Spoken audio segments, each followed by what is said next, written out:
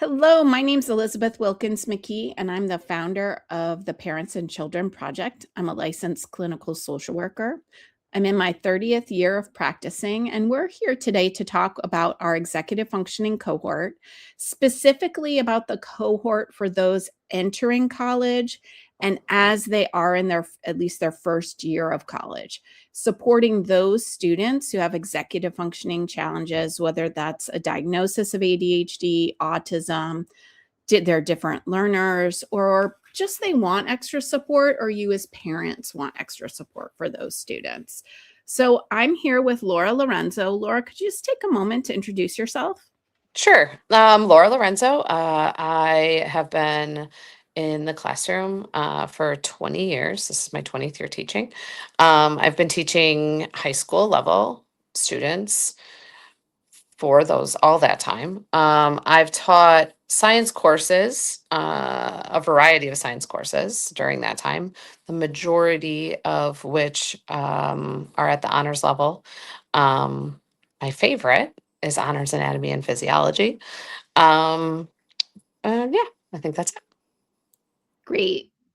So, one of the reasons we're here to talk about this particular demographic is in my practice, I started seeing students who were sort of like almost ready to launch for college, but then they would come home mid year, or they would struggle, or they would not go back to school, or their college was really, really rocky for them. And I started to notice a pattern, and I started to do a lot of research about what do these students need? What supports do they need to be able to thrive? And while a lot of campuses have a lot of services, and we all know there are some schools, it's about the right match, right? One Mhm. of the things that's clear in the literature and what we found is if we can build community across the country in a cohort before students go to college, and they're connected and they're working together and they work together throughout college, they have this core group of people and they can work and thrive in community. Instead of you go to the learning lab and you work with this one person. Mhm. So that helps with social anxiety, which often comes along with that. This helps with talking about sort of what I call cross pollination. How are you handling this on your campus? And it really normalizes things. So that was my instinct. Laura, can you talk a little bit about what do the students I'm talking about, what do they look like about this time during their senior year? Um, I Not would that there's one. sure, just like a Yeah. general. Um, I would say at this point, as in senior year, I mean, kids have an idea of where they're going next. And so they're really starting, like the next step really becomes very realistic. That, maybe they've been thinking about or talking about for the vast majority of their previous high school years. Now it's like it's front and center, and it's a realistic thing. Um, and so a lot of them are ready to be done with high school, and ready to move on to that next step. And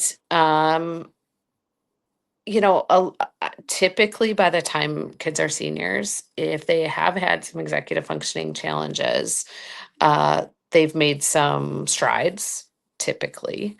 Um, but maybe not necessarily all the way at a point where they can, like, there might be a little, I don't know if I want to call it like a starting over, but there might be a little bit of like a new reality, and like the expectations jumping up and kind of like making that transition as the academic expectations jump up from where they got to Mhm. in high school. And the gap between those is going to become maybe not even necessarily something that they can assess right now before they've left high school, but that is a good kind of, either like you said, like way to be proactive towards it, or just an awareness of the possibility that that could be that could happen.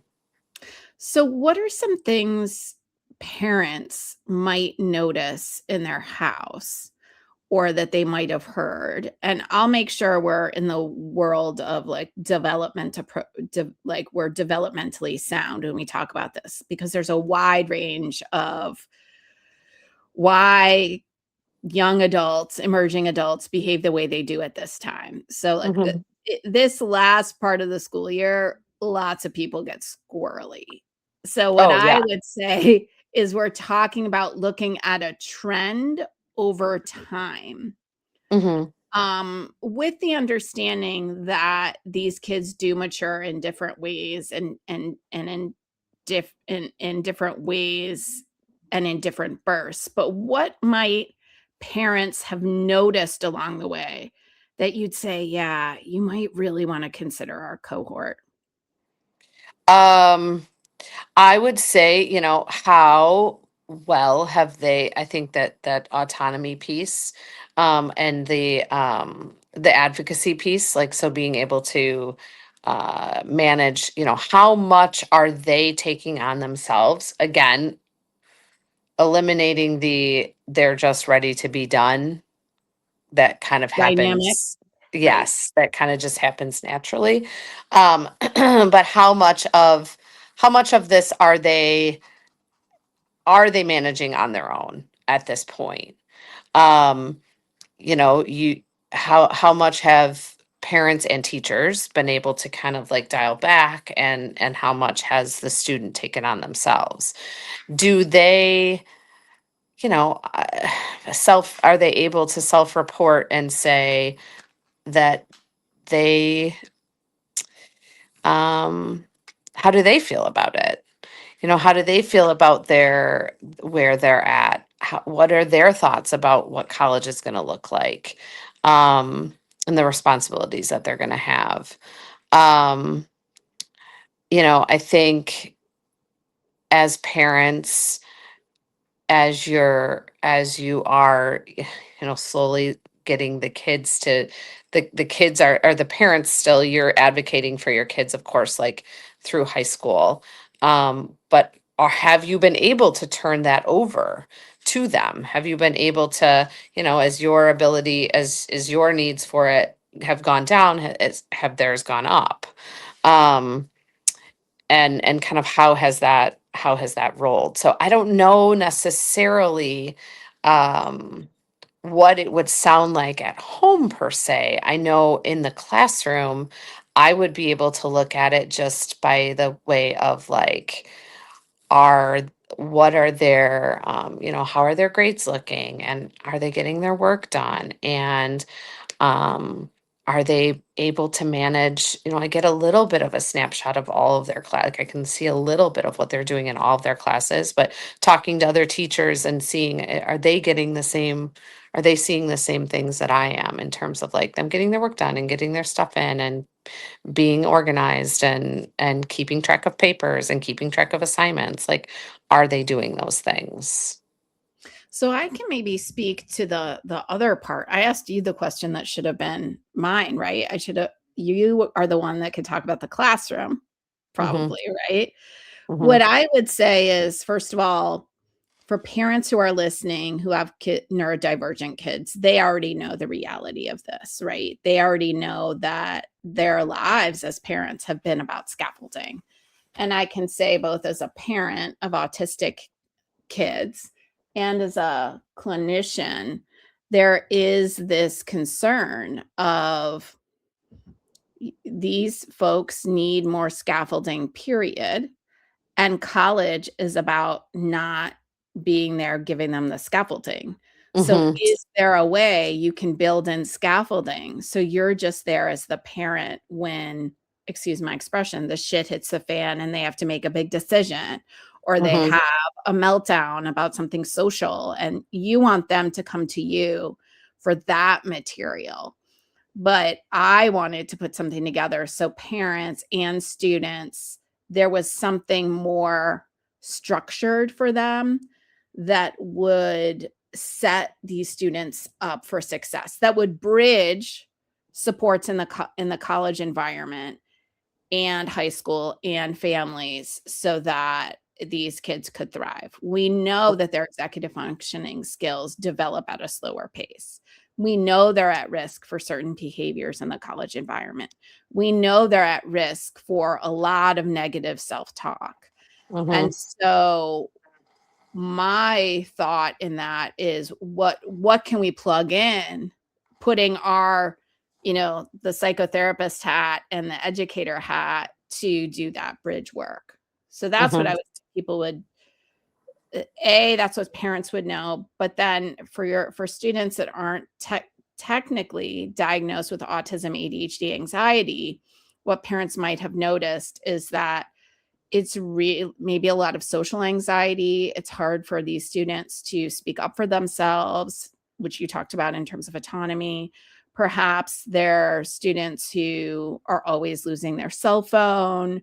Perhaps they're doing projects late at night and they're being surprised by due dates at this point in high school. That shouldn't be happening. Right. Shouldn't isn't the word I like. Occasionally we all are surprised, right? But they should be able to manage, Consistently. right, consistently manage. Right. And again, should is not what I'm aiming for here. It's if the students can't, and not everyone can, and brains develop at different levels, what do they and rates, what do they need so that they can do those things in college? Yeah. Because they really can do it. Right. What supports are gonna bridge that gap and create that success. And who's going to be putting together the scaffolding, and that's Mhm. why. So the group peers create that scaffolding, we help the peers create that scaffolding in community, and then we provide the scaffolding, and that looks like an initial executive functioning cohort class with us where we go through our curriculum. You can watch our video on YouTube or Facebook where I go through the curriculum, and then ideally we support these kids and we gather once a week to do body doubling, to do executive functioning coaching work, and they Mhm. lift one another up. So Mhm. that's what we're about. Is there anything you want to add, Laura? No, I don't think so. I mean, I think there's a piece of this that we both genuinely enjoy what we do and genuinely believe that, what we the experience that we can bring for kids to put things, give them ideas or give them different perspectives and also normalize too that like they don't have to be done with high school and be You're perfect. experts. They don't Yeah, it doesn't have to be that's not the end. And so making that okay too, I think is important.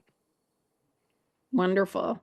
Well, I'm excited for our next college cohort to start. I don't know Yep. about you. Yep, me too. So if folks are interested, the Google form to express your interest will be in the comments for you to link up with us, and we will reach out to you. Thank you so much for joining us today, folks. Um, All right, be well.